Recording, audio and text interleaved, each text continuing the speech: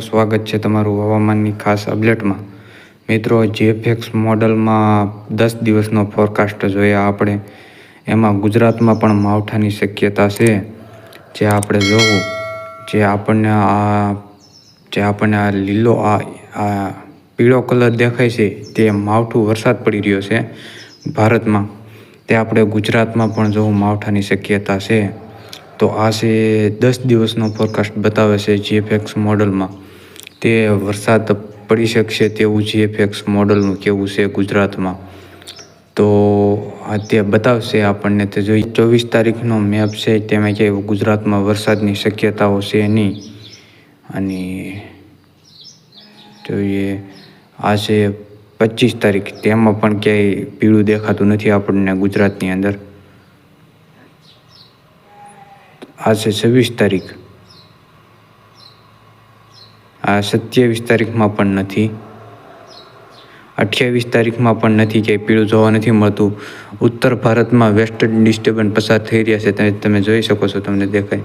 આ વેસ્ટર્ન ડિસ્ટર્બન્સના કારણે આ જે પીળું દેખાય છે ત્યાં વરસાદનો શક્યતા, ત્યાં વરસાદ પડી રહ્યો છે ઉત્તર ભારતમાં. તો હવે આપણે જોઈએ આ છે 28 તારીખમાં, 29 તારીખ અને આ 30 તારીખ અને 31 તારીખમાં તમે જોઈ શકો છો ગુજરાતની ઉપર જે ક્યાં તમને દેખાઈ શકે છે કચ્છમાં વરસાદ પીળું જરાક એવું દેખાય છે.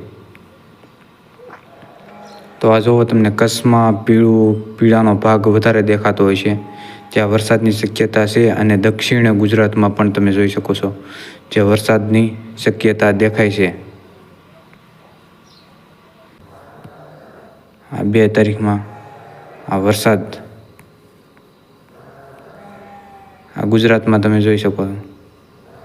ગુજરાતમાં સૌરાષ્ટ્ર અને કચ્છમાં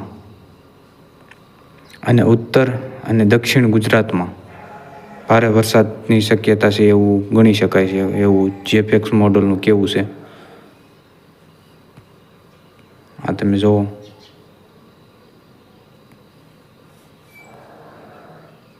તો બીજી તારીખ અને પહેલી તારીખ, પહેલી બીજી તારીખ સુધીનો ફોરકાસ્ટ મેં બતાવે છે.